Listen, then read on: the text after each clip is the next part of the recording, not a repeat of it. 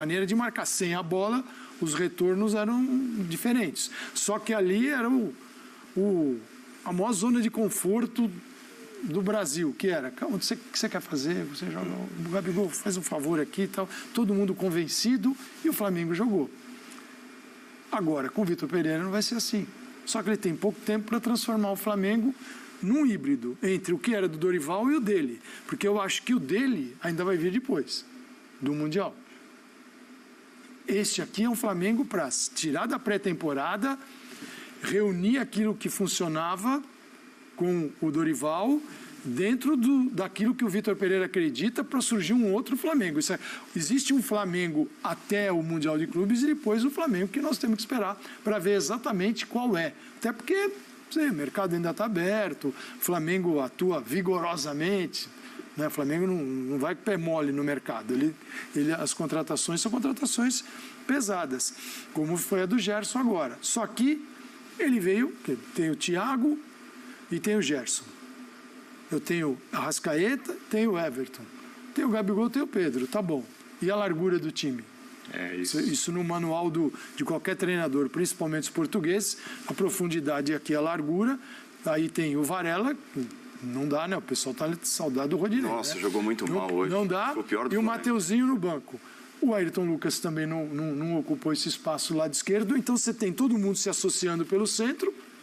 Eu, como adversário, boto todo o time aqui.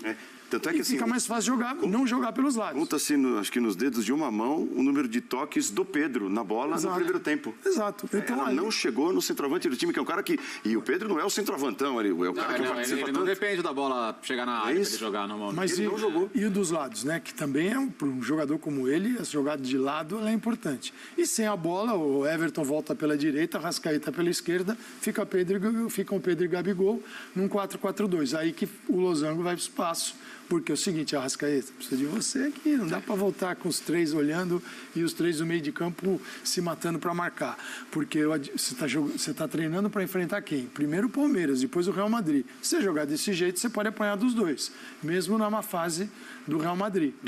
Um pode jogar com Rodrigo e Vinícius Júnior, outro pode jogar com Dudu e Rony pelos lados, se quiser. E o Real Madrid tem um detalhe. Pode jogar com Dudu e Mike e Marcos Rocha, um deles pelo lado, Mundial de Clubes, fechar atrás. O Mundial de Clubes, ele não é tão importante para o europeu quando ele está bem no campeonato dele, ele está bem na Liga dos Campeões, ele está bem na Copa do Rei.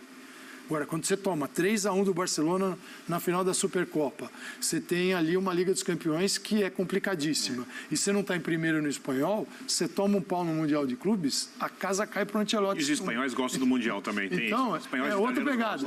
Então, é esse o cenário que o Flamengo vai encontrar. Então, acho que, vamos ver, o jogo do Palmeiras... até assim... O que vai ser este jogo para a gente tirar elementos para pensar no Real Madrid. Eu acho até assim... Se chegar ao ponto do Madrid. Fala, né? O grande objetivo é o Real Madrid, a disputa no Mundial, mas eu acho que o jogo do Palmeiras interfere. Animicamente, a gente não conversava sobre isso aqui, com o Flamengo disputando quase que uma coisa atrás da outra, as finais da Copa do Brasil e depois da Libertadores. Mas se você usar a palavra exata, animicamente, porque você perder do Palmeiras e depois você vai ao Mundial... E você joga com o Al Hilal. O jogo de terceiro e quarto é um jogo que a parte emocional ela é muito mais difícil de lidar do que propriamente com o jogo em si, quando você olha a diferença de forças. Os sul-americanos vão lá, os brasileiros, e às vezes sofrem esse jogo de terceiro e quarto, mesmo tendo equipes melhores que a gente, porque a responsabilidade é toda da equipe sul-americana. Se o Flamengo, jogadores acharem que o time não está bem e fizerem um jogo ruim, por exemplo, contra o Palmeiras, eu concordo contigo. Animicamente isso pode ter um impacto na semifinal. Porque quando você ganha a semifinal e vai à decisão, também eu acho que tudo aí acaba.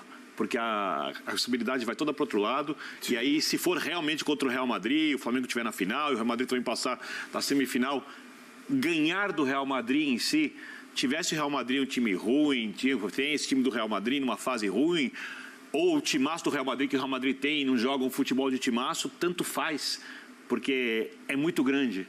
E aí eu acho que o anímico se reverte. Mas eu concordo contigo.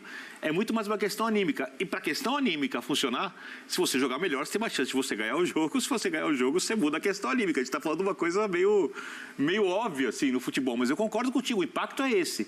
Não é o de perder o jogo e terra arrasada. É o que pode gerar na confiança dos atletas, sabendo que é início de temporada, que não tem tempo de recuperação e que vão ali jogar uma partida de terceiro e quarto, de semifinal, para não cair para terceiro e quarto. E se você perde, a marca negativa é muito pesada. Todos os times brasileiros que não foram à final têm uma marca negativa muito pesada por não irem à final. E esses caras do Flamengo são caras vencedores. São caras acostumados a conseguirem grandes resultados em decisões, ganharam 12 ano passado. Não é fácil. Nossa, esse jogo... Ou você vai pegar um caldeirão lá com idade Casablanca, que aí você é visitante, time da casa. É um inferno. Ou o Al Hilal, que assim, além de ter bons jogadores internacionais, tem jogadores que jogaram a Copa do Mundo da Arábia Saudita e a gente viu, Guerra da Argentina, inclusive, fizeram um bom papel. Então, é fácil esse primeiro jogo, não é de jeito nenhum. Além da questão dos nervos, que é natural. Né? A gente está passando aqui os últimos meses falando de Flamengo e Real Madrid como uma coisa praticamente certa, que está longe de ser, mas como é que você tira do vestiário a conversa? Qual que era a cantoria? Claro que era brincadeira, gente, ninguém está achando que vai atropelar o Real Madrid, mas a cantoria era Real Madrid, pode esperar, a sua hora vai chegar. Então está todo mundo contando inteiro esse jogo. Né? Mas tem um lado positivo de pegar o Palmeiras antes, porque é um teste pesado, que o Flamengo não tem no Carioca. Então vai pegar Nova Iguaçu, depois tem Bangu com o time reserva e antes de viajar para o Mundial, Boa Vista. Provavelmente o Flamengo vai com reservas também. Então você tem um enfrentamento com o Palmeiras, que já é um jogo valendo taça, um jogo que exige um nível de competitividade maior, isso já liga o time em outra rotação. E para mim o que vai determinar o anímico para o Mundial é mais como esse jogo se desenha. O Palmeiras perdeu a Supercopa de 2021 para o Flamengo jogando bem. O jogo foi para os pênaltis e no fim da temporada acabou vencendo o Flamengo na final da Libertadores. Se o Flamengo tem um bom desempenho nesse nível de teste, para mim vai com confiança em alta, mesmo perdendo o título da Supercopa. É mais como o time vai jogar e aí um desafio grande para o Vitor Pereira. A lateral direita é uma delas, né? Porque... veja só, o Mateuzinho, mesmo ali contestado por parte da torcida, era o titular. Aí vem o Rodinei, depois de empréstimo. Esse aí não vai dar nada. Nós vamos emprestar para quem? Agora. E o cara vira o que virou. O avião. Um avião. No ano passado. Aí sai o Rodinei e o Flamengo parece ser órfão do Rodinei. Porque o Varela ainda não foi.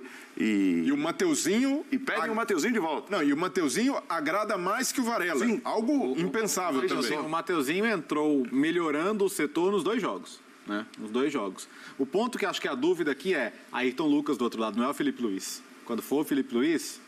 Porque aí você equilibra um pouco a característica dos dois, você segura mais de um lado, solta do outro, então você jogando com o Varela, você está falando. Exato, sim. Exato. Então, acho que... Mas não dá para tirar o Felipe Luiz do time. Não, então, esse é o ponto.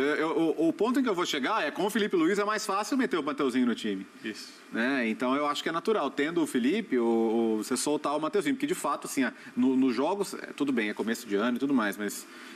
Não que o Mateuzinho não viesse bem em chances que teve em outros momentos, né? Oscilou como jovens oscilam.